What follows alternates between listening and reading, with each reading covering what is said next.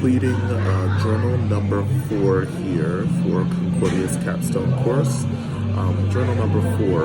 As I look at the differences between a resume and a leadership legacy, I can't help but to think of myself actually. I speak multiple languages. 2 languages that I speak or I know are Greek, Biblical Greek, and then also American Sign Language. Biblical Greek is a frozen language. There can be no changes to it. It is what it is. The accents are what they are. And you read it and it's frozen, and that's it. American Sign Language is a living language. The way it was spoken 10 years ago, even 1 year ago, is different than today. There are nuances and accents and all different kinds of things in it that add to what it is. It is living and it is breathing, and it continues to develop as language develops.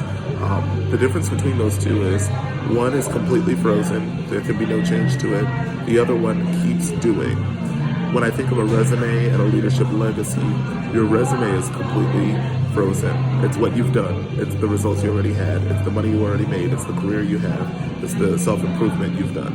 Your legacy is your contribution, which you can continue to contribute. Your relationships that you still have, the difference you've made that you're still making, your organization and family and community that you still value, the way you help others improve. It's a living legacy of who you are, and it doesn't stop with getting the job. It only gets better with getting the job. And so your job becomes a part of your greater vocation, but you're forming within yourself, and every employer loves to see an employee that's trying to do that type of thing. So I think that's a pretty significant difference between a living legacy and then just a resume. You want your leadership to be a legacy. To that as well, as I think about my leadership legacy, what I would say is that the things I have contributed, I've contributed a great amount of knowledge to a people group in my synod that doesn't know about another people group, African Americans, specifically in the urban context. My relationships with these people will continue forever, no matter what happens in my ministry, and my relationship with this nonprofit that I'm passionate about will never stop. If I leave as a worker, then I'd be a funder for sure, because I know I believe in it. The difference that I'm making and my leadership team is making, they'll continue to make as I duplicate myself within them. And then our organization and our community, our family that we've built here is always going to be a family, and this community will only continue to get stronger, and people will only improve because of that.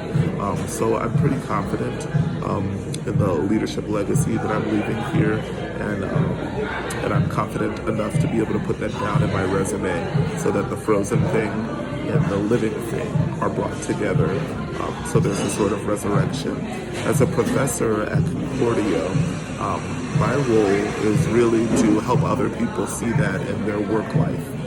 Help other people see that in this capstone course that they're taking before they go out into the world, they can build a career that is vocationally sound, and they can do it in such a way where they're building a legacy over time that their kids will be proud of who they were as they worked and how they operated as they worked.